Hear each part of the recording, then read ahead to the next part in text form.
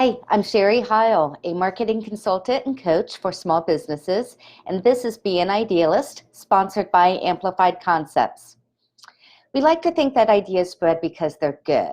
You know, the whole build a better mousetrap and the world will be the path to your door. But humans are more complicated than that. I was listening to a podcast yesterday by Malcolm Gladwell. It's called The Big Man Cant Jump.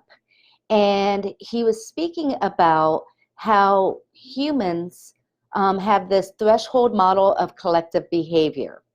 What that means is no matter what we believe, if enough people are doing something, we may change our actions based on peer pressure.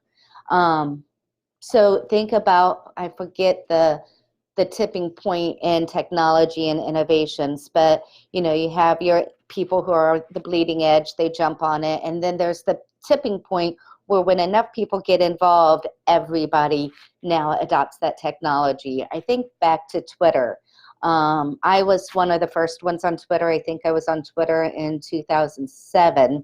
At some point, I decided that Twitter wasn't going anywhere. It was a tool with too much spam, too much noise, and so I actually gave my original handle away. My original handle was Idealist, and there is a nonprofit called idealist.org, and they had been asking me for that handle, and I just gave it to them. I said, Twitter's not going anywhere. And then Oprah Winfrey got on Twitter, and that was that tipping point. Enough people we respect and want to follow do something, we all then follow. So when Oprah Winfrey got on Twitter, that's when the Sherry Heil Twitter was born, because I had to get back on. We like to think we really act on our beliefs and not on peer pressure. We really want to believe that. In the podcast, The Big Man Cant Jump, it's about basketball. I'm not a huge basketball fan, but I am very similar to Malcolm Gladwell in that I'm very interested in why people do things.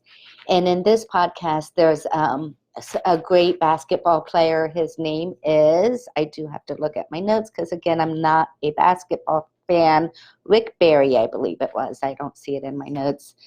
But he had this perfect, almost near perfect foul shot. Apparently, foul shots, players miss like 100 in a season, and he would miss like 19 in a season. So he had this amazing foul shot. I don't know what a foul shot is, but he was good at getting the ball in the hoop, doing this foul shot. And the way he did it was through the granny shot. That I know what it is, when you go boop and get it in, kind of an underhand shot. And he tried to get other basketball players to use the granny shot because obviously this is how you make really good shots.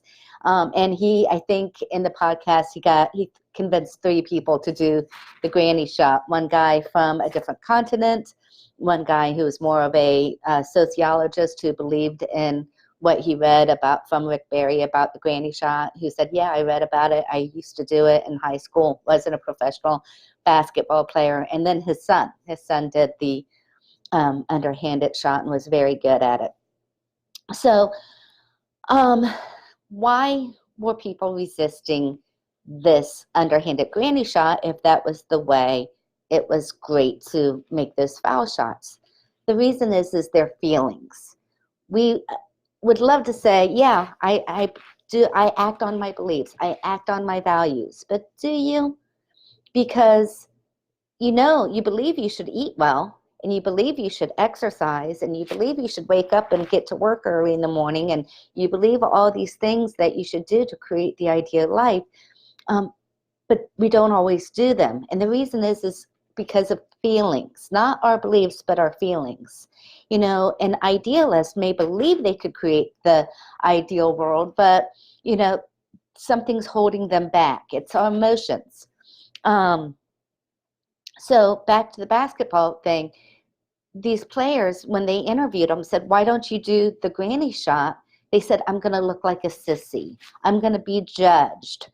And that's a big one. We hold ourselves back because we believe other people are going to judge us for what goes wrong, or when we have a flub or a mistake, or when we're trying to do something new. we are only going to get better if we start doing what it is we need to do. I know I've mentioned before in other videos about exercising. When I started exercising, I couldn't do anything, and now, you know, more and more I'm getting better. I hope these videos are finally getting better, and I hope they continue to get better.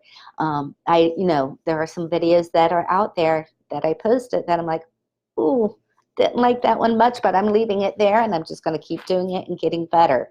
So are you being held back because of your feelings? You feel sissy, you feel foolish, you feel wrong, or you feel like other people are going to judge you? Is your drive to be better stronger than the worry about what other people are going to think about you? That's what you have to ask yourself and kind of put yourself in the mindset of.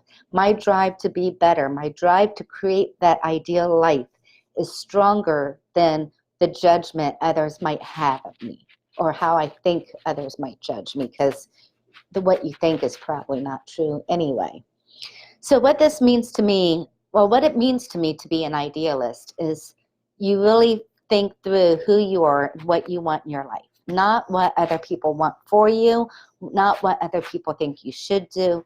You get really true to who you are and the ideal life and world you want to create. And with that, you kind of set aside other people's judgments, other people's opinions of you, and you go for it. And this takes courage, I know that, but you can do it. So go out there, be an idealist, and have an ideal day. Talk to you soon.